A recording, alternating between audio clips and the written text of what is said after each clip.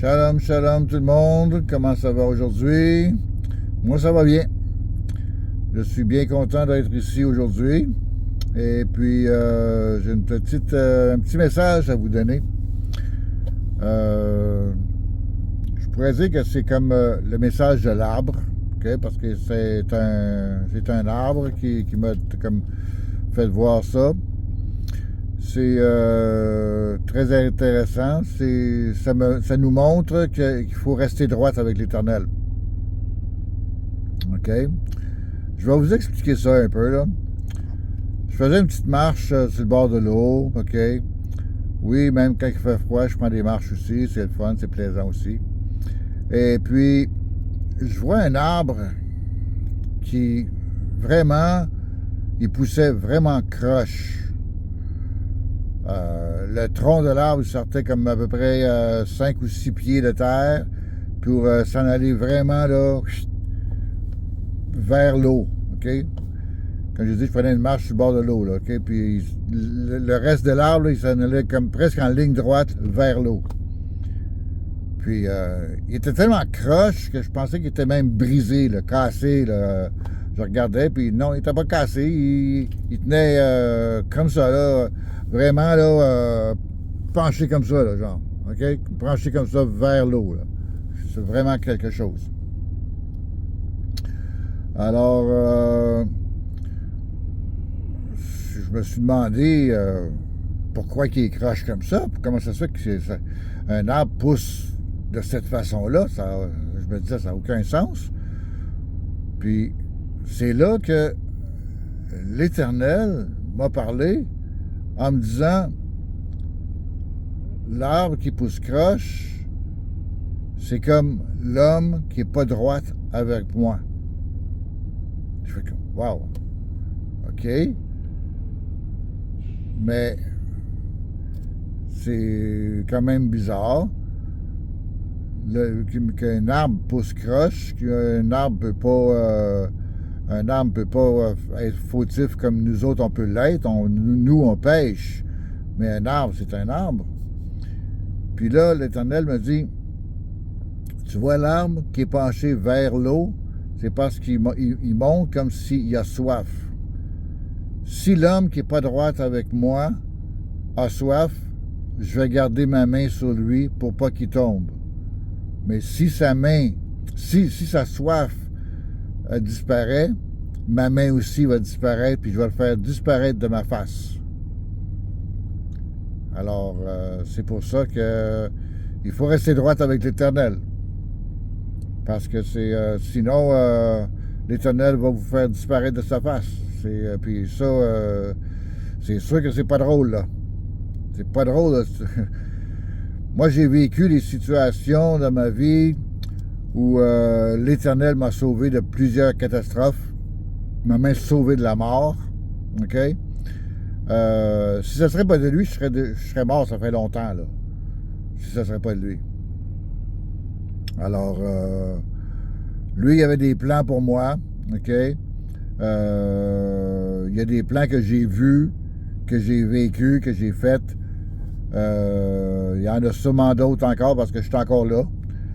Et je suis encore là, je suis en forme à mon âge quand même. C'est le fun. Je vois des gens qui ont mon âge, mais sont pas en forme, mais pas du tout.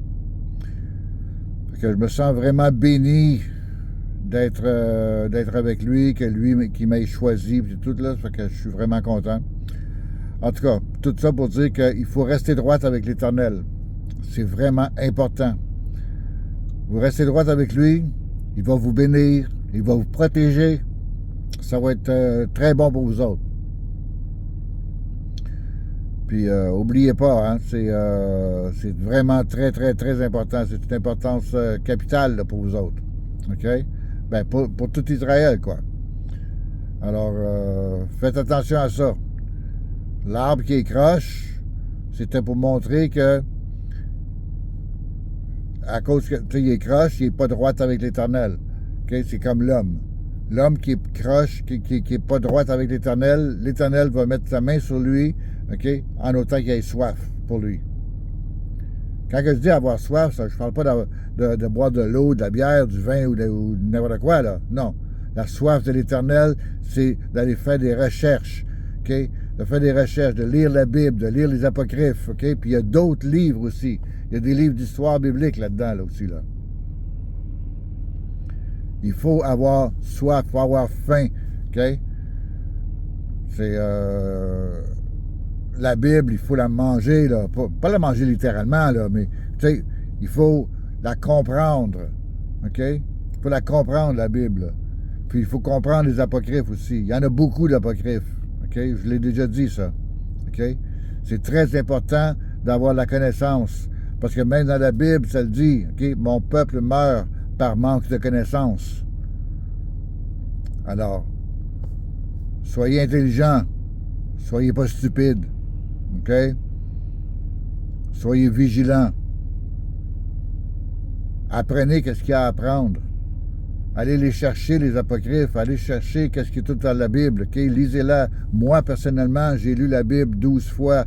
En plus, je l'ai mis en audio sur ma chaîne YouTube. OK? Vous êtes présentement sur ma chaîne YouTube? Allez voir. Allez voir, vous allez les voir. La Bible est là au complet. OK? L'Ancien Testament, le Nouveau Testament, Psaumes et Proverbes sont tous là. Tous séparés en plus. Chapitre par chapitre. Il y en a qui étaient trop longs, je les ai faites en plus petite partie. En plus petite partie. OK? Alors, allez faire ça, là. Allez voir. Vous allez voir, c'est très intéressant. En mettant l'audio, là, mettez l'audio avec vos Bluetooth, OK? Vous prenez une marche, puis vous écoutez la Bible en même temps. Ça passe le temps. C'est bon. Vous allez voir. Ça va plus vite aussi pour comprendre la Bible. C'est bien mieux, c'est bien plus facile. Alors, là-dessus, je vous laisse, OK? N'oubliez pas de rester droite avec l'Éternel. C'est super important. C'est votre vie qui est en jeu, là. C'est votre vie. Je parle pas de la vie d'ici, là. Okay? Celle-là aussi, oui. Parce que sinon, vous allez avoir des problèmes avec l'Éternel. L'Éternel va vous punir, OK? Mais je parle de la vie éternelle, la vie après. La vie qui est après la mort, OK? Celle-là est importante aussi parce que ici, c'est temporaire. Après ça,